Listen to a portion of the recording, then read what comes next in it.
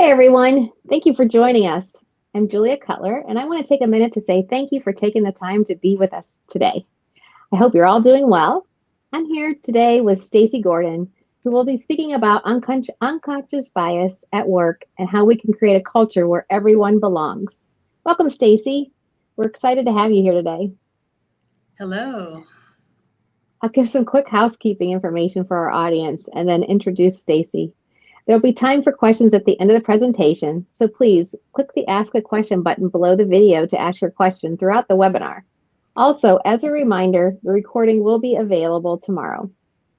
Now, to properly introduce Stacy, she's leading at the intersection of diversity, inclusion, and workplace culture as CEO and Chief Diversity Strategist of Rework Work. Stacy focuses on reworking how companies work, including how they inclusively recruit, hire, and engage employees, effectively creating inclusion and belonging for all. Stacy is the creator of the #1 resume course at LinkedIn Learning, which is well on its way to accumulating 1 million views. Her unconscious bias course has been translated into several languages and has been featured by LinkedIn, Microsoft, and Virgin America, now known as Alaska Airlines.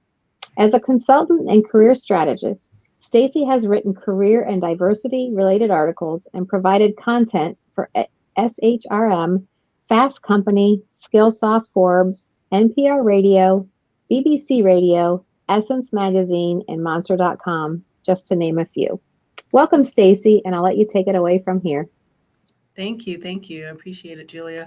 So I am excited to be here today because if you've caught me anywhere else, you know that I like to talk. And I like to talk about this subject. And so I am going to go ahead and share my screen so that you can see. I've got some slides for us today, and we are going to be talking about addressing common challenges. But I'm a little ahead of myself here, so let's go back. Start at the beginning. Always a good place to start, right? The beginning. So today we're going to be talking about how we create a culture where everyone belongs. And we are going to be able to do that a couple of ways. But before we get too deep into that, as Julia mentioned, I am Stacy Gordon, and I am the founder and CEO of Rework Work. I'm an executive advisor and a diversity strategist, and I spend my time working with companies, helping them to create their strategy for action. And I'm going to talk a little bit about that in a moment as well. The vision of Rework Work is to make all the difference in the world. And that is a huge, lofty goal. And we want to do that because we want to make a difference for all. And by all, we mean everyone.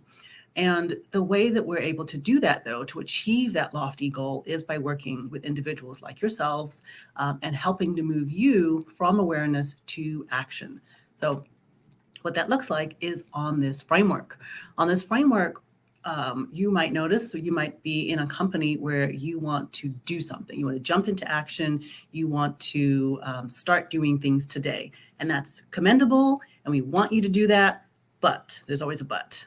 The but is we've got to start with awareness. We've got to backtrack a little bit and we've got to think about why, right? It's important to understand what your workforce demographics are. It's important to know why you're doing the thing that you're doing, who you're doing it for, what impact it's going to have. Because if you don't have answers to those questions, the action that you're going to take is going to be inauthentic and it is not going to be lasting. And we want lasting action. So a little bit more about this is that if we start with awareness, it is the starting point. It is the place that we start. We have to then get to alignment. As a company, you want to make sure that your leaders are aligning their strategy to what they have uncovered in that awareness phase and then getting to action, because the action is then going to be authentic. The action will then be long lasting. And that's the advocacy stage, is that we are able to get to a place where as the ultimate destination, you are sustainable in the actions that you are taking. That even if as one of your leaders leaves, it's still going to continue, right? The things aren't going to fall apart because somebody left. The funding isn't going to get pulled out, right? We're going to be able to continue. So that's the stage that we want to get to. And we've actually put together a DEI assessment, which gets you thinking about some of the questions that you really need to be asking yourself about your company and figuring out where you are along this spectrum. when we think about awareness to advocacy. So you can take it at our website at reworkwork.com/unbiased hyphen blueprint. So love it if you would take that assessment. And again, like I said, the questions there are really to help you to start sparking some thoughts, some conversation around what are the things that you need to be doing if this is the journey that you really want to be on. So we are going to address common challenges of uncomfortable conversations because if you want to get to belonging, we're going to have to slog through some things.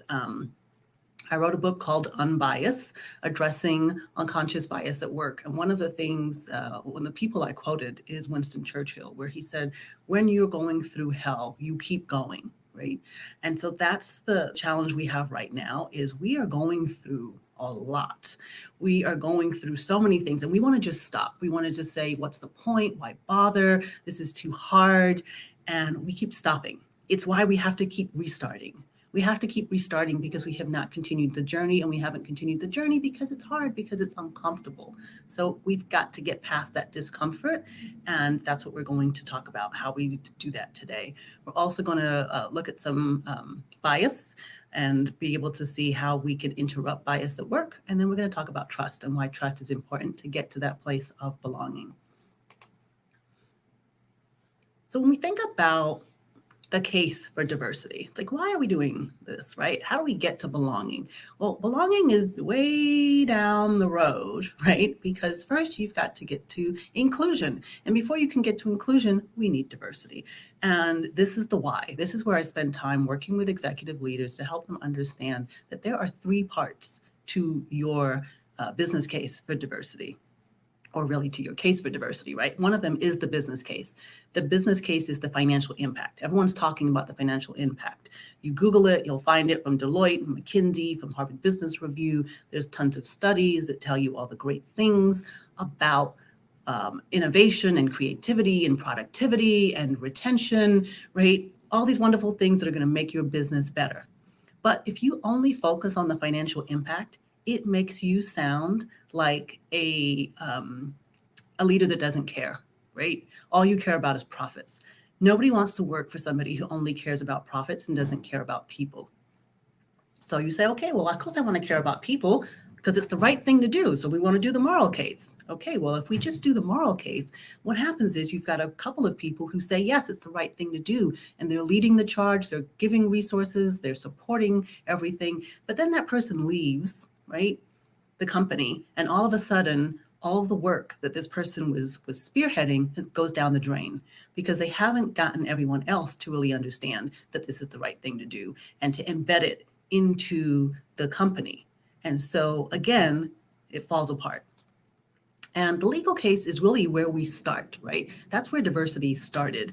You might remember the Civil Rights Act of 1964 was actually enacted to prohibit discrimination, right? On the basis of discrimination on the basis of race, color, religion, sex, national origin, et cetera, right? It's not until, last year, June 2020, right, that it also now protects LGBTQ workers from discrimination. So it took 56 years, in case you were doing the math, it's 56 years for the Civil Rights Act of 1964 to also protect LGBTQ workers. I say all that because we have to look at the compliance. We have to actually make sure that companies are dotting their I's, crossing their T's, doing all of the things and that's just a bare minimum. And in many cases, companies haven't even managed to rise to that, right? So you've got to look at all three of these together in order to get to this case for diversity. And once you start thinking about diversity, then you want to get to inclusion, right? We want to say, yeah, we want to include everybody. We want to make sure that we are bringing everybody into the fold. Well, when you say inclusion, do you really mean all? If you think back to our vision, right, and to our mission, it's to make a difference for all. And when we say all, we mean everyone, right? We mean all races and ethnicities. We mean all religions. We mean sexes, national origin, ages, etc., right? And sometimes I'll get criticized because people will send me messages and they'll say, well, you did this talk and you only talked about gender diversity, or you only talked about racial diversity. You didn't talk about, mental diversity and all these other things. you know what, I can only do so much, right? And I think as a company, we start to think the same thing. We can only do so much. Like, what do you want us to do? Well, what we want is to not focus on the individual dimensions of diversity, which I'm going to talk about in a minute. What we want is to change the behavior so that we no longer have to focus in on the individual dimensions of diversity. We're just treating everybody, right? And wanting everyone to be included, regardless of their dimensions of diversity. That's the state that we want to get to in the workplace. So, when we think about the dimensions of diversity, this is what it looks like. This is a diversity wheel. I use this in all of my trainings. If you've been to any webinar, anything that I've done, always the diversity wheel. Why? Because this is really a visual of one of the problems that we have, right? Because when I start talking about gender diversity, racial diversity, ethnic diversity, we get the complaint, right? Why does this always have to be about race? Why does this always have to be about gender, right? And a lot of times it's really, why does it always have to be about race?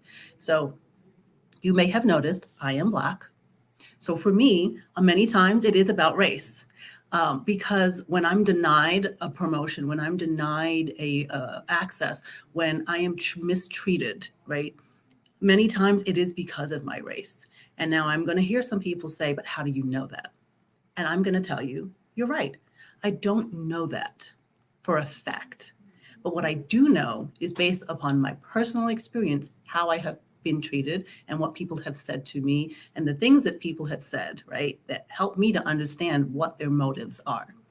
And sometimes the reason I use this diversity wheel is because where we focus is on what we can see, right? You can see that I am Black. You can see that I am female. So that is where we focus when we are communicating with other people. You can't see whether or not English is my first language. You don't know if I speak one language or four. You have no idea, right? You can't see my income level when you see me. You can't see whether or not I have siblings. Those are all dimensions of my diversity, and they are all going to impact how you treat me. But the way that you treat me is always going to come off of what is visible immediately, right? And so that is why things end up being about race, even if they're not necessarily about race, it ends up being there because that's what people can see, right? It's why we discriminate. We have age discrimination, we have racial discrimination, we have gender discrimination, and we have discrimination against people with a disability, because those are easy ways for us to snap and make an assumption and to be biased because it's off of something we can see. So that's why I use this diversity wheel, because it's like a bullseye. And it really helps us to visually see how we categorize people. We categorize people visually, and we start with that center circle because that's where we focus in. So our goal has to be to remember that people have other dimensions of diversity. And before we start categorizing people based upon the dimensions we can only see, we need to start thinking about what are some of the other dimensions of diversity. We also need to be thinking about the fact that, again, we might think, well, I don't have diversity because I'm not Black or because I'm not a woman, right? That's not the case. As you can see from this wheel, there are many other dimensions of diversity. We all have diversity. And if you look at one of, especially in the outer ring, we've all been excluded based upon a dimension of diversity in the outer circle as well.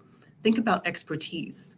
How many times have you been told that you don't have enough experience for a job, or you've got too much experience for a job, right? Or that your accent or the language that you speak might have prevented you from getting a job. These are all things we have all experienced at one point or another in our lives. So we've got to remember and kind of bring that empathy out when it's time to think through this process and realize, yeah, that didn't feel good. So we don't want to perpetuate that on other people either. And if we all stop perpetuating it on others, we get to this place where we can create this culture of inclusion that is authentic. So I mentioned we were going to talk about uncomfortable conversations and these taboo terms, right? So how many of you have heard the saying that we don't talk about sex, religion, and politics in polite company, right? We don't do it.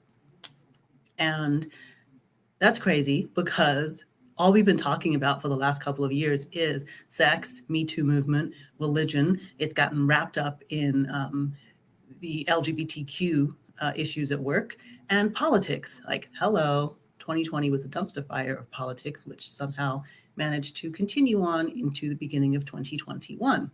So it makes absolutely no sense that we are socialized and conditioned to avoid talking about sex, religion, and politics because it's all up in our face at this point, and we have to be able to talk about it. So, what we should have been taught was how to have conversations about sex, religion, and politics without um, being biased, without resorting to name calling, without treating other people as less than because they don't agree with us.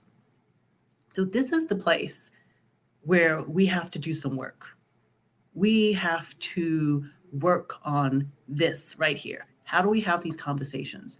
And think back to your last sexual harassment training, which we're all mandated to do now, right? We managed to go through sexual harassment training without talking about sex. Like, what's up with that, right? How is that supposed to be effective? And we all know sexual harassment training is not effective. So here is our place, right? If we're going to start somewhere, we have to start here. We have to start asking ourselves, how do we have these conversations like adults without treating each other badly and without it resorting to negative impact? So here are a couple things that will come up, right? And yes, I am. These ones are about race. So before I get that, like, yes, they are. So this is something that people will say, right? I treat everyone the same. I don't see color. There's only one race, the human race. Okay, sure, right? We have said this, or it's been said to us, and it's the silliest thing ever because you don't treat everyone the same, right? We do not treat everyone the same. There's absolutely none of us treat everybody the same because there are hierarchies, right? We don't treat our family the same way that we treat our friends, that we treat our coworkers, right? We don't treat everyone the same. We have to remember that it's okay to treat people differently. The thing that we don't want to do is treat people differently just because of their gender or because of their race or ethnicity. So saying something like this, that we don't see color, is the biggest lie ever because you can see that I am Black. You see that I am a Black woman, right? You do see this. So you can't say, I don't see color because it's a lie, which makes anything else that you say afterwards inauthentic. It's why that people of color will get upset when you say things like this because it's like, that's absolutely untrue, right? Now, maybe what you mean to say is, I I treat everyone the same, and that you may be meaning to say that. If that's the case, stop there, right? But do not say I don't see color because color exists. We don't live in a black and white world, and we know that the way that we look changes how people treat us. And avoiding that or pretending otherwise is not a good way to go, right? Because it doesn't, nothing that you say afterwards is going to be believable because you're starting with something that we already know is an untruth. It's another one that is tough for people, right? Like, the people say, I understand that there's a need for equality in the workplace, but I'm really worried about being vocal about controversial subjects at work. This is another thing. We say controversial subjects, right? So talking about race is controversial. Why? Like, it is a fact that I am a Black woman. That is not controversial. So we have to start looking at the things that we are labeling as controversial. I was going to do a webinar very similar to this, and a host said to me right before it, she goes, "Okay, well, I know you're going to talk about these subjects, but let's try to just, not bring politics into it because, we don't want to, what's the word I'm looking for? Have some of our people sort of turned off, right? Feeling like, oh, I'm going to be talking politics. And I'm like, I don't talk about politics. We're talking about race, gender, talking about humanity in the workplace. And so we have gotten to this place where we conflate political correctness with conversations about gender, race, etc. And the two things are not one and the same. And so, why we have gotten to this place that because I might be talking about race, that all of a sudden it's going to be a political conversation is so inaccurate. So again, part of us getting to these having these authentic conversations, you can't get to a place where we belong if we can't get to a place where we can even have a conversation about things and be accurate in the representation of those things. So we've got to be a little bit more clear and concise and truthful in what we're saying, and stop using these euphemisms and stop hiding behind phrases that really don't mean what we say or say what we mean. Probably both. So here's another one, right? People will say, well, racism means that intentionally holding negative views of a racial group. And since I don't do that, I don't have to worry about being racist. I'm not racist, right? Or people will think that in the recruitment process, for example, I'm not purposely discriminating against people. So that means I'm not biased. That doesn't mean that at all, right?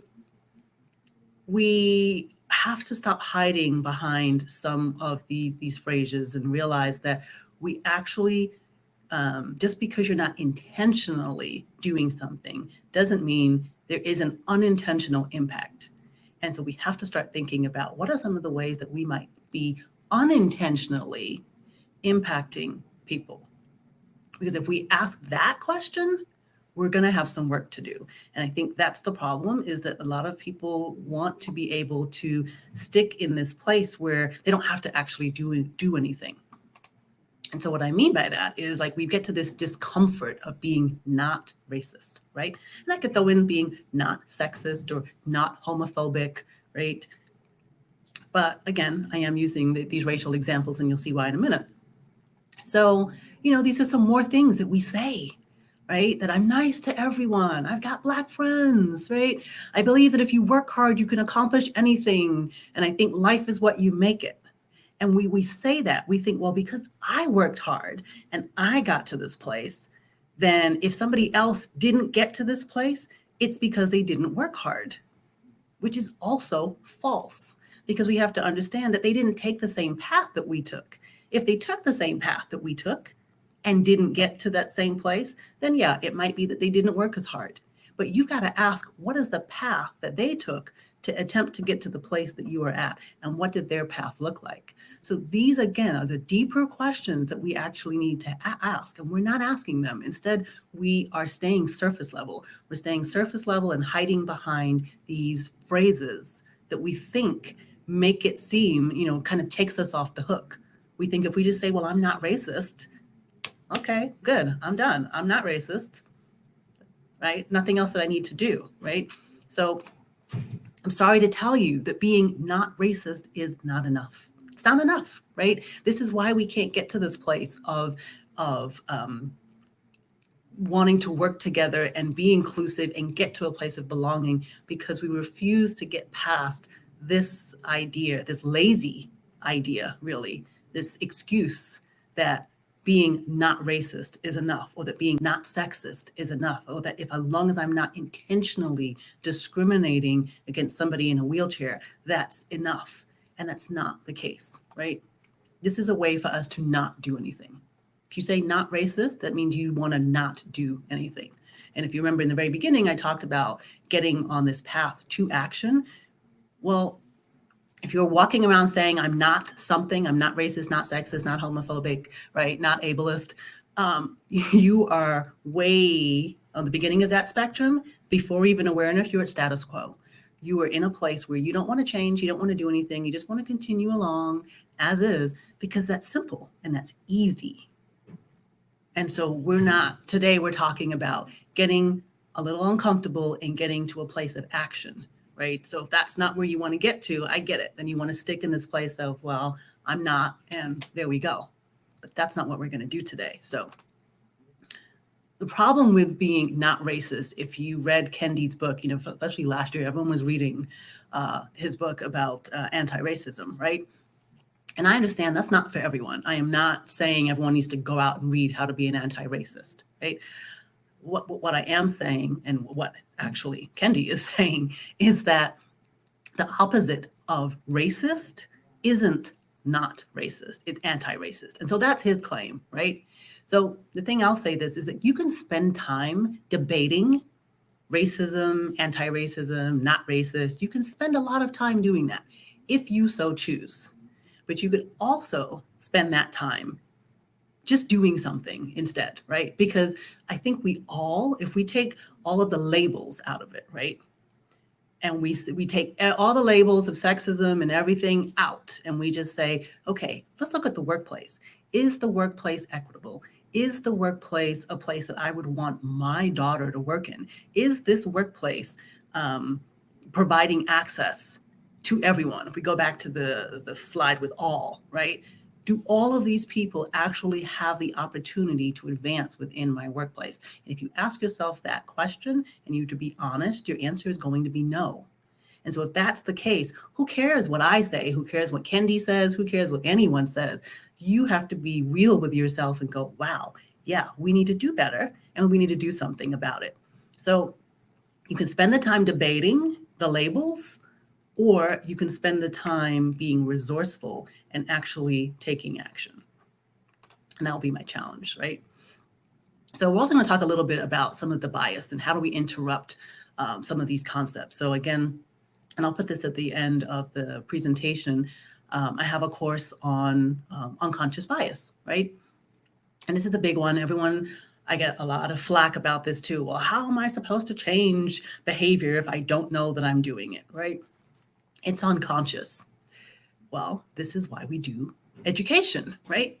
To make us aware of what we are doing, to help us to identify when it crosses our path so that we can do it. Again, if you want to continue to walk around life with blinders on, you can. That's totally your choice. But if you don't, then we need to do something different, right? It means that we actually have to lean in and start to do the education that is necessary. It means we have to look at these different types of bias in the workplace and we have to address them. This is just five. And so in my course on LinkedIn, I talk about these five, which is affinity bias, groupthink, halo effect. The opposite of halo effect is horn effect, right? Perception bias, confirmation bias. These are the biases that I talk about because you see these ones a lot, especially in recruiting and hiring. And so you should be able to recognize these.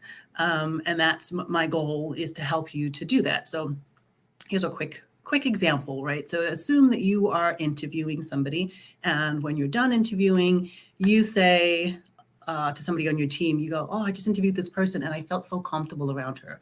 She reminded me of me when I first started. She'll be a great fit on my team, right? What type of bias do you think that is? Because that's definitely a bias, right? And so I'll tell you right now, right? The type of bias that is affinity bias. Why? Because you've actually felt an affinity to this person. And you might think, well, what's wrong with that?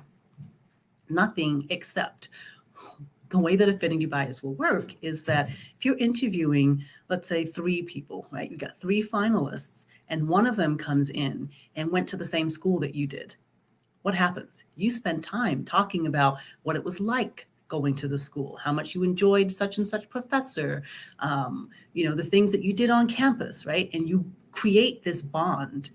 That affinity will override some of the other flaws that maybe this person doesn't have the right skills and experience for the job, but your bias is going to override that because you just have this sense of affinity. That's how it affects you, right? So it happens with everything. It might happen with somebody who comes in and you start talking to them in the interview about their Hawaiian vacation that they went on. They slip and say something about it and you go, oh my goodness, I went to Maui. Where did you stay? What did you do, right? You spend all this time talking about it. Or they've got kids the same age as you, or the same type of pet, right? Or whatever it is. This is why in an interview, you have to be asking standard questions to help keep you on track so that you're comparing apples to apples when you are interviewing, right?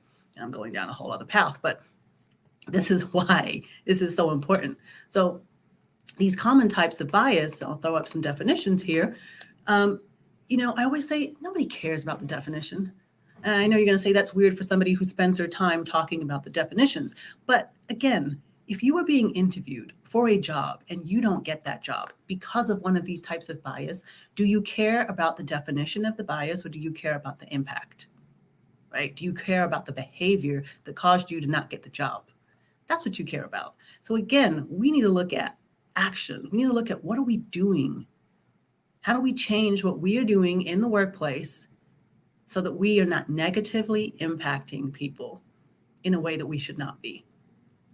Because we end up really being blind to bias in the workplace. And so my goal is to help you no longer be blind to it. You know, something else that we do that's unconscious is breathing, right? We don't stand around all day going, breathe in, breathe out, breathe in, breathe out, unless we're meditating, right? We don't do that, but yet somehow we manage to keep breathing. So, and we're aware that we are breathing. And it's the same with bias, right? We have to be aware that bias is out there, and then we have to notice it. So it's like you need to meditate, right? And go, oh, I need to make sure I'm about to make a decision. I'm about to make that decision. I need to make sure that decision is based upon standards and metrics and data and not on gut feel and innuendo and assumptions, right? Oh, speaking of gut feel, this is one I hate the most, right? I trust my gut when I hire. These are things that we say. And so if you find yourself saying something like this now that we've gone through today, you will know never to do this again, or at least it's a signal to you. It's a clue that I'm about to use bias to make a decision instead of facts. That's what this is. The next time this comes out of your mouth, or you think it, right? You have gut feel about something, bias over fact is what's about to happen. And you need to stop yourself and ask yourself, what facts do I need to actually make this decision rather than relying on my assumptions? This is another one that I bring this up as a common challenge. These are things that are barriers to belonging in the workplace. Because when somebody says, we seek to hire the best person for the job without looking at race or gender, the other part of that that will usually follow is that, I'd like to hire a qualified woman, but I don't want to lower the bar. I'd love to find, a Black person in tech, but I don't want to have to change the qualifications, right? I'd like to say that hiring is scientific. I really would, but it's not. And there are minimally trained individuals walking around in your company today who manage to get their job somehow, right? And they get lots of leeway. And we see this time and time again. But yet when it's time to make the diverse hire, right, they have all these hurdles that they have to jump through. This is why we have to look at standards, metrics, and not gut feel. And I think, we have to ask ourselves, right? When you talk about the bar and who clears it, says a lot about your company, right? So are you really saying that there are no qualified women for the job, right? If you say, well, I want to hire a qualified woman, but I don't want to lower the bar. So you've only managed to hire men. Not a single woman was qualified, not one, ever, anywhere. When you put it like that, you realize kind of how ridiculous it sounds. And having at least one diverse candidate in the pool is the way to address our lack of diversity. And so people think this. They think, well, we just need to get a couple of people into the pipeline, right? And it'll help change, right? If we get at least one, that's all we have to do. And the answer is no. Harvard Business Review has shown that if you have one woman in the candidate pipeline, there is statistically zero chance that she'll be hired. Zero. Why is that? Because when you have one person who's different than the others in that pipeline, they stand out even more. It makes it even harder for a person to overcome their unconscious bias and hire that person because it's like one of these things is not like the other, right? And it really stands out. So in order to get to a place to make it easier for people to hire the diverse candidate, you actually need to have 2 or 3, usually 3 in the pipeline in order to be able to overcome that bias. So that means that we've got to do more sourcing. We've got to do more recruiting. And I know you're going to say, but I don't have the budget. You don't need a bigger budget. You just need to change your direction, right? You need to change your strategy. You've got X amount of dollars to spend, then you need to redirect some of that money elsewhere, because where you're spending it now is not getting you the results that you need to get anyway, right? So you're going to keep throwing money at the same places and continuously keep getting the same people. And then you're going to tell me that you don't have a budget. That makes no sense, right? Take some of the money from that budget, redirect it elsewhere to different places so that you can get different results. Because we all know the definition of crazy, right? So the third part of this is trust. We want to get to this place of belonging. We've got to get trust. And so the first parts of this we talked about, these conversations that we're having, a lot of it is inauthentic, right? Because we are relying on stereotypes, we're relying on these phrases, we're hiding behind, things that really don't make a lot of sense. We have to get past that. We've got to dig a little deeper, and we've got to be able to trust each other. Which brings us to the concept of psychological safety, which many of you have probably heard about. If you haven't, you want to check out Amy Edmondson's TED Talk on psychological safety, because she actually coined this phrase. And in psychological safety, you get to a place where all viewpoints are heard, risk-taking is welcomed, and where you are communicating with each other in a safe space. So psychological safety is the shared belief that the community is safe for interpersonal risk-taking, and that you're going to be able to go beyond that and establish a level of confidence where there's no threat, right, for somebody speaking up, where somebody isn't going to potentially be putting their job at risk because they spoke up and said something, or they challenged something. In order to get to belonging, we need psychological safety. And you cannot have psychological safety without trust. So we're going to talk about that as well.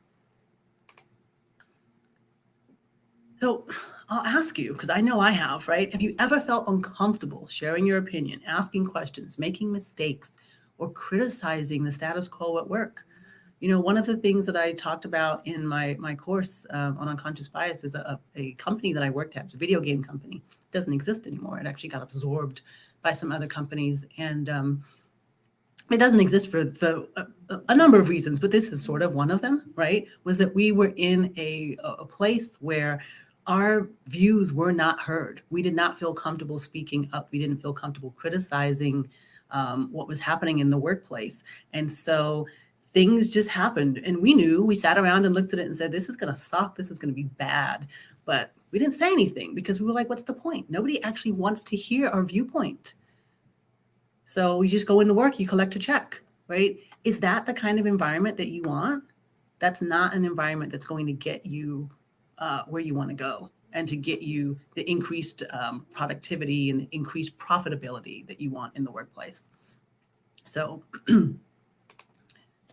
you'll find that 3 out of 10 workers strongly agree that their opinions count at work. Only 3 out of 10.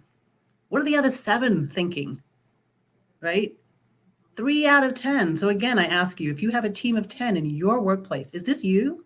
Do you only have 3 people in your team that agree that their opinions count at work? So this is from Gallup, right? People hold back because they don't feel safe to engage in, in their minds, the benefit of saying nothing outweighs the cost of speaking up. So again, I ask you, look at your teams, because if you can improve that ratio to even 6 out of 10, if you can double it from 3 to 6, you're going to get 20% reduction in turnover, 40% reduction in safety incidents, and 12% increase in productivity. That's what you want, right? This is what we want. This reduction in turnover, again, is also going to help with creating this culture of inclusion in the workplace. So we have got to work towards, it's just not enough to simply hire talent. It's like, if you want to unleash individual and collective talent, you've got to foster a climate where employees feel free to contribute ideas, share information, and report mistakes. Because if they can report the mistakes and everyone can learn from it, then nobody else has to make that mistake again, right? But if somebody makes a mistake and doesn't tell anybody, other people are going to make that same mistake. And you're going to be constantly putting out fires in your workplace. So if you're tired of putting out fires, might be that you need some psychological safety. So to feel safe, take risks, and be vulnerable in front of others, your team members need to be able to trust each other. How can your team build trust, right? You've got to be open with each other. If you are open with each other and being vulnerable with each other, you get to build a relationship. When you build a relationship, you start to trust one another. The more you trust, the more you could be open with each other, and the more that relationship strengthens, right? So, this is how you get into this spiral of openness and trust. And the increased openness leads to increased trust, which lays the foundation for more openness. So it's a spiral that goes on and on and on. And the idea here is that trust is the relationship between people, right? And openness is a behavior. So you have got to be able to open up and create this positive spiral in the workplace, because that's going to help you get to belonging. And so another criticism that I'll get here is that people will say, well, I just come to work to do my job. I'm not coming into work to be friends with people. I just want to punch in and punch out. It's like, well, fine, you can say that, but that's not how the world works anymore. I mean, right now you're probably watching this from your bedroom, right? Your supervisor has probably seen your bedroom, your kids, your messy kitchen, all kinds of things going on in the background because of this pandemic, right? And even before the pandemic, we were not a workplace where you just punched in and punched out. We spend so much time at work with our coworkers. So, yes, we want to be professional, but there does need to be some vulnerability. We do need to let a little bit of our personal selves come to work, because otherwise we're walking around like, robots. And that's how you get inauthentic communications. That's how you get people not trusting one another, because they're like, I don't know that person. They just come in and do their job. I don't know anything about them. I don't trust them, right? I'm not saying private and personal communications. I'm not saying that we need to get into intimate conversations, right? That's why it's on the other end of the spectrum. But we are saying you've got to get a little bit personal, especially as a leader. If you are a leader and people don't know anything about you, you do not have trust in your workplace. You cannot get to a place where people are going to trust you and follow you and do the things that you would like to see happen in your workplace if you have not been able to get to this place where you can be a little bit vulnerable and provide some personal information, right? In order to gain trust and be a more effective team, you've got to build personal relationships, because if you don't do that, you cannot handle complex tasks in your workplace. So again, not suggesting that you divulge deep, dark secrets, but I am saying that you do need to get a little bit more personable in the workplace. So, as I mentioned, the Unconscious Bias course is on LinkedIn, and it's free right now. It is free through the end of next month. So, you've got about 6 weeks left to take advantage to actually watch this course. I suggest people take it and form some pods and discuss it as a team. Talk about some of those situations and see where they're arising in your workplace, and talk about what you can do to counteract them and to interrupt the bias that's happening, right? And how can we create teams that are going to be more psychologically safe? How can you work together to create team norms to make it so that you can all speak up and be heard and value each other's input? So that's a challenge that I have for you: is watch the course, get a pod together, discuss it, talk about applicability to your workplace and what you can do differently to start to create this positive change in your workplace. And of course, my book is coming out next month as well. I do find it kind of ironic that the LinkedIn course will stop being free on March 31st, and my book comes out on March 30th. The two things have nothing to do with each other, but there you have it. So hopefully you'll have the opportunity to pre-order the book. It's available right now on Amazon and Barnes & Noble and bookshop.com and a couple of other places, Porchlight, wherever books are sold. So if you don't see it in your bookstore, you can ask them to get it and they will order it for you. I hope that you will take advantage and order the book. So at this point, and especially it's a no nonsense approach. I definitely have, as you've seen today, I don't pull any punches. Very no nonsense approach to changing behavior in the workplace, because that's what I want, right? If it go all the way back to the very beginning, I said my vision is for us to make all the difference in the world. And we can only do that if every single one of you changes your behavior. So my vision is in your hands. So no pressure. So I think it is time for questions. Okay, great. I definitely like your no nonsense approach, Stacy. So I definitely learned some things today, and I think our audience did as well. We have tons of questions, so let's jump right in. Um, what are some pitfalls an organization could fall into during the awareness phase, and what are the risks of making less authentic changes? So pitfalls, let's see. I think in the awareness phase, some of the pitfalls are listening to the people with the loudest voices. So, there's a number of different tools you can use. Is you can do focus groups, you can do one-on-one interviews. Normally, you want to do those with an external third party, um, and you do obviously engagement surveys, DEI surveys, just to gather data to find out what is happening in the workplace. But what can happen is, rather than doing those things, what we've seen is companies will say, well, there's a group of people over here that are very upset that we haven't done, XYZ, right? Okay, there's a group. How big is that group, right? How large is your actual employee base?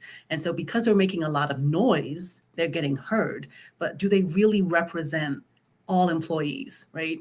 And do obviously not all, but most. So do most of your employees actually care about this particular thing, or is it just these 5 people over here who think it's important? And this is why doing surveying of all employees is important, because it stops you from going down a path that you think is important to your employees just because the loudest voices are talking about it.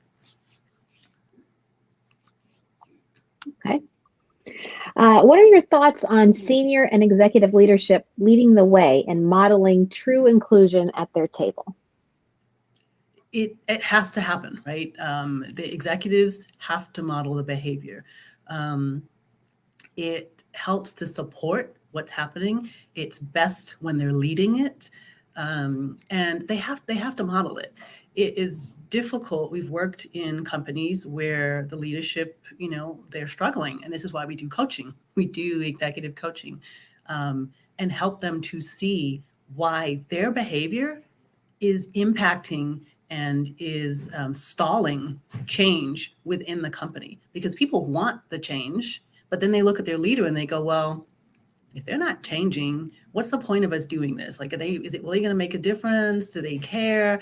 And if they don't care, right, and there's no KPIs that are assigned to that, there's no real uh, metrics or anything like that, then there's no major point, and it makes it really hard for people to continue to do the things they know they should do, but aren't going to do because they're just not sure where their executives lie when it comes to that. So it really is important to get them, and it requires some pushing, some prodding.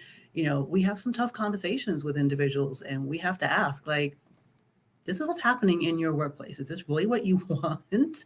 And we get pushback, and that's also why we do the surveys, and we do the data building, because when we sit with the executives, some of them will push back and they'll say, well, not in my workplace. And it's like, oh no, in your workplace. Here, let me show you. Let me explain to you what is happening. But if you don't have that data to be able to make those points, it makes your argument really week. Okay, good. Um, you mentioned affinity bias during interviews. So somebody had a question. Can you talk about how we can still find human connection or something in common without leading to affinity bias? Yeah, that's a great question. Hey, think about that for a moment, right? Because we definitely don't want to take the connection out. And I think that the goal is being able to connect with each individual along the way, right? And in a way that is authentic. Like, so I think one of the other questions, I didn't quite answer it, was around how do we have these authentic connections? And there's a difference. Like, I use the example of tokenism, right? When we are trying to bring an individual into a role, and we say, well, we need to have a woman because we don't have any women. And I'm going to actually use the example of a client that we worked with a while ago that had a board, and all of the board members were men. So they then decided they were going to bring in two women. They were going to sort of promote two women, right? Give them these board roles. And they put them into these positions. But what they didn't do was give them any power. So they were now sitting, they get their seat, proverbial seat at the table, but they have no power. Everybody in the company knows that they have been promoted to this role just because they want to put women at the table, not because they actually think that they belong there. Now they did belong there because they had the tenure, they had the experience, they had everything they needed, but because it wasn't done from a place of authenticity and because they didn't give them any power that went along with it, it completely undermined everything that was done. And both of those women left because they couldn't get any respect within the workplace. So what I'm saying is that in order for connection and for authenticity, you can do that without also being biased, right? I can connect with individuals, I can talk with them, I can learn about them, but I also still have to look at the actual qualifications for the role and look at that in comparison to the other people, right? I have to be able to compare apples to apples. And a lot of the time, we're not comparing apples to apples, we're comparing apples to like tomatoes, right? Right. Um, so you mentioned Kendi. Do you support Kendi's views that we need a constitutional amendment to establish a Department of Anti-Racism? I am not a big fan of constitutional amendments because the time it will take to get that done, again, it's kind of like what I said earlier. We can spend a lot of time doing things that are going to cause a lot of ruckus, or we can spend time doing things that are going to actually have impact today. So there are things you can do right now today without a constitutional amendment that are going to have wonderful, positive impact for your company. Choose to do them. That's the way I look at it. It's like choose to do it rather than wait for the government to tell you to do something or for a law to tell you to do something or for some new compliance measure, right? You today can do it, because that's another thing I hear is that, oh well, we can't change anything. What are you talking about? Like, the workplace is a microcosm. It is literally created by people. There are humans that created that workplace, and those humans can change that workplace. The policy was created by a human in the workplace. You can then change that policy today. You can walk in right now and change it. You just choose not to. How do you promote ownership and accountability in a culture where learned helplessness has become a group think bias? That's a good question. I'll be honest, I'm not sure, right? I mean, I think we have to change the tide, right? So we have this group think that we're helpless, which means that we have to come in and interrupt that. And it's kind of like what I said about interrupting bias, interrupting the avoidance of the uncomfortable conversations that we need to have. If you've ever looked at the cycle of socialization, that's what we're in, right? We're in this cycle where we've been socialized to behave a specific way. And the only way out of that is to get out of the cycle. Like, you literally have to exit the cycle. You cannot stay in the cycle and think that anything is going to change, because you're just in it. It's like in a washing machine or a hamster wheel. It just keeps going and going and going. The only way out or off that wheel is out. You've got to get out. You've got to extricate yourself from it. So same with that groupthink mentality. If you're in a place where you realize, wow, this is not working, you have to take yourself out, physically remove yourself from that thought process, from that team, from that meeting, and have some independent thought. And then find some individuals who maybe think the same way you do. And then you start new thought, right? New teams, new conversations. And then you can take that and maybe bring it back to the other group with some other individuals behind you, right? Yeah, good. We're getting a lot of good questions, so I'm going to just keep it going, if you don't mind. What is the best approach for mid managers to get executive leadership on board about inducing a culture and safe space where staff can feel comfortable enough to have these conversations? Yeah, there's a couple of things that need to happen. You know, first, it's having the conversations with the executive team, and like I said, a part of that is doing the surveys and getting the data and having them see um, what is going on in the workplace. Some of that, um, like what we've done in some cases, is we'll come in and do, like mini town halls and have some conversations with individuals, and that gives us the opportunity to talk to employees and see how they're feeling, see what's actually happening, get examples, and then we can take that and then have the conversation with the executive team and say, okay, this is just the beginning. This is what we're seeing. And I mean, let's be real. The executive team, they're not stupid, right? They know that things need to change. And I think that sometimes it does take some external pressure for that to happen. But we got to go back to the case for diversity: moral case, business case, and the compliance case. And you got to look at that and see, well, what are those three things in my workplace? What did that look like? Right. And especially from a compliance standpoint, do we have lawsuits? Do we have things that are happening? Is there, um, you know, um, risk that we are exposing ourselves to by not dealing with this?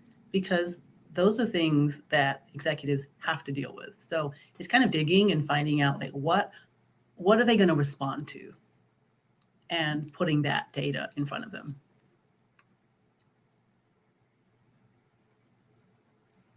Okay. Um, I am just watching these questions come in, so I have kind of lost my place here, but let me find another good question for you. They're just like rolling in here. Um, a lot of people are just saying that this presentation is so amazing, so I wanted to let you know that they are really enjoying it. But when you're considering the diversity wheel and how it provides a lens to the workplace, will you provide feedback on individuals who may seemingly represent diversity visually, but do not advocate for diversity professionally or personally? Yes. That's a hard one because it's always frustrating, right? And it's because we are all on that cycle of socialization. So people like to think that when I talk about, sexism as an example, that we're talking about, oh, men suck, it's all about men. That's not men, it's everyone, right? Women do the same thing men do because we've been socialized that way. We've been socialized to believe that men are engineers. We've been socialized to believe that women are teachers. We've been socialized to believe that men are firefighters and that women are nurses. We've all been socialized that way. And unfortunately, we have all been socialized to believe that, Black men in the workplace don't look professional, or that Black women don't have professional hairstyles or can't speak eloquently, right? Can't communicate well. These are things we've all been socialized to believe. So, regardless of your own race, gender, identity, right? These are things that we all perpetuate. And so we all have to unpack that and realize that we're all in a space that we perpetuate that. And so it's not just about pointing fingers at other people. We have to be self-aware. We have to self-reflect and go, wow, yeah, I did that. I said that about that person. I stopped that person from potentially getting a job here, right? Because I thought they would reflect badly on me, right? As a Black person in the workplace. That happens.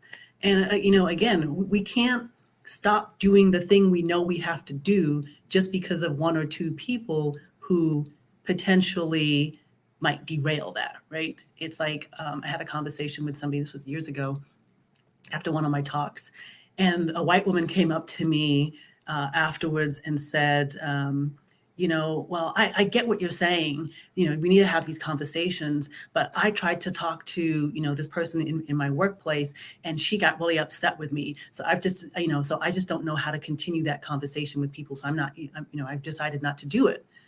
I'm like, so You had one conversation with one Black person, and that Black person got upset with you. So you've decided not to have any more conversations with Black people? Is that what you're actually saying? Right? Like, that's the kind of stuff we do. We go, oh, I tried that once, so I'm never going to do it again. That makes no sense. It's like, oh, I tried to hire a white woman in STEM, in an engineering department, but she didn't work out, so we're not going to hire women again. Makes no sense. Yeah. Well, this has definitely been eye-opening and definitely educational for me. So I know as many people out there that were watching. So the recording will be available. And I just want to thank you so much for your time. And if people have questions and want to reach out to you, where can they do that? So you can find me at Rework Work, which is my website. On LinkedIn, please connect with me. I have a newsletter out. It's called Simply Diversity. It's on LinkedIn, but it's also easy to find if you just go to simplydiversity.com. It'll take you there. And so I actually break down the concepts of diversity into simple steps every other week. So you get lots of great content there. But yeah, if you're following me on LinkedIn, that's usually a good place to be because as I was saying to Julia, I'm probably going to start doing some Ask Me Anything type live interviews. So if you've got more questions, that would be a good place to bring them. That'd be great. Yes. And your book comes out. Yeah. The book. Yes, comes out. Comes out March 30th. So that'd be great. Comes out March 30th. It's available right now for pre-order. So yes, pre-order your copy, pre-order for your department, for your team, for your book club. Yes, that's right. Great book club topic. Yes. All right. Thank you, Stacey, so much. And